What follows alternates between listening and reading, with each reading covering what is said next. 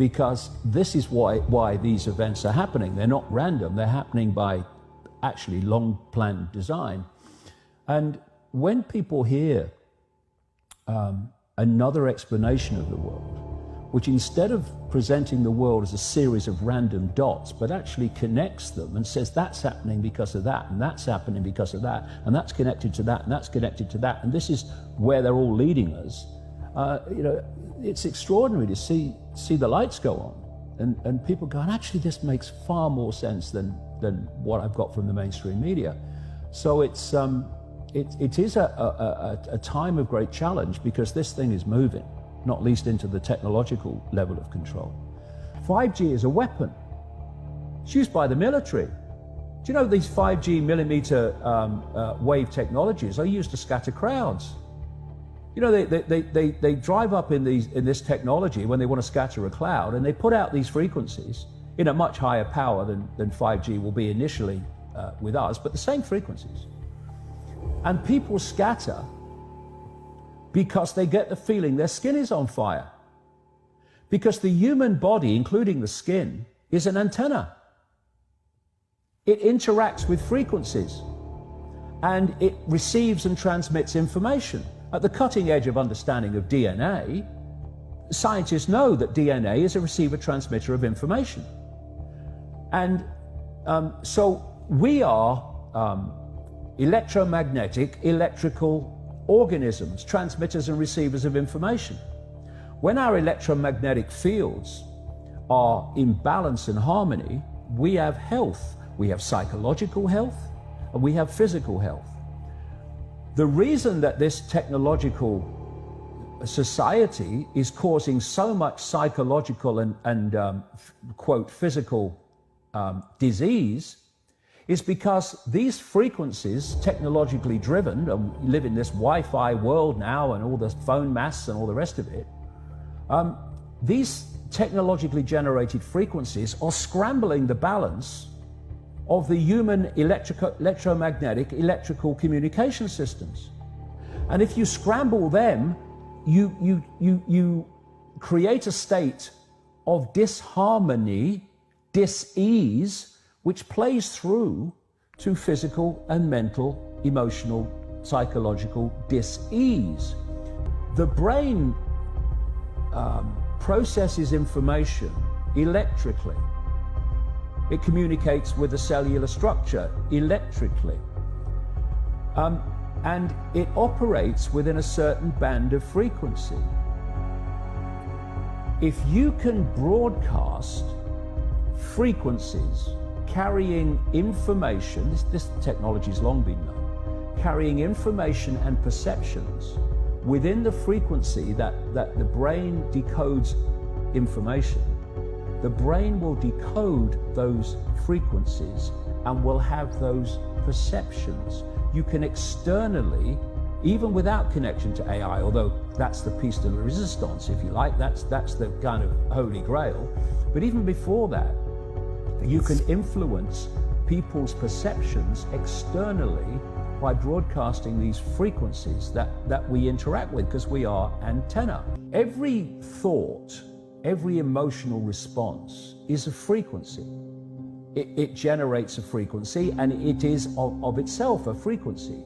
Hate is a frequency, and it's different to love. You know, when you are in a room and there's lots of aggression and conflict and hatred, you feel it. What do people say? Oh God, you can cut the atmosphere with a knife in there. That is because the frequencies of hate and conflict have been so generated, they have changed the electromagnetic field of the room. Okay, so 5G is going to be weaponized against us potentially. Yeah, but the point being that they worked out the frequencies of various emotions, including rage and what have you.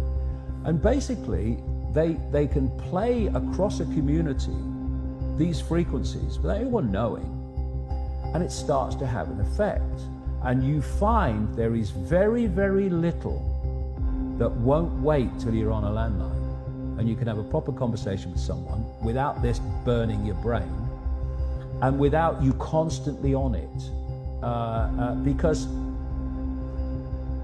what is happening, and this cabal knows this, for a very long time, indeed right up to recent times, science believed that once the brain was formed, that was it. That's how it stayed. Now they know it's very different through this thing they call brain placidity.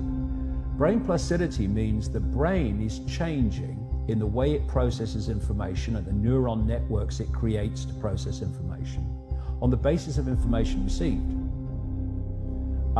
So what we've had in this very short time is the human brain bombarded with digital electrical stimulus that it's never experienced before.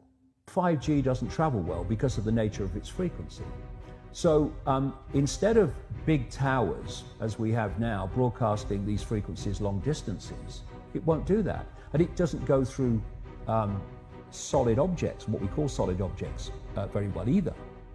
So to overcome that, there are going to be boxes broadcasting 5G, this weapon, down every street, all over the world. You're talking phenomenal numbers of these boxes broadcasting, like on the lamp standard outside your children's bedroom and stuff, broadcasting this stuff.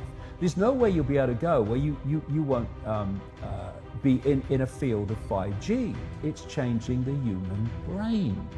It's changing the way the brain processes information, and how we process information dictates our perception of reality. And people might not realize why they're feeling it, but they start to feel it. And then what they do is they trigger that with an event, maybe some guy is attacked by the police or something, or somebody's arrested for something they didn't commit, and now there's the trigger. The blue touch paper's been lit of this manufactured frequency-driven rage, and you have mass riots and what have you, and people do things that they wouldn't normally do. And you can make people depressed. You know, the American military, they've admitted this. They have technology that fires frequencies at the enemy that basically breaks the enemy's spirit, so they give up and put their weapons down, because you're not supporting them going down this road of technological control. So when people say there's nothing I can do, I'm just little me, first of all, you're not little me, that's just a perception of yourself. But there's endless things we can do. The question is, are we going to do them? And that answer to that question will decide if we end up in this technological dystopia or whether we don't. And we better start making the choice quick, because it's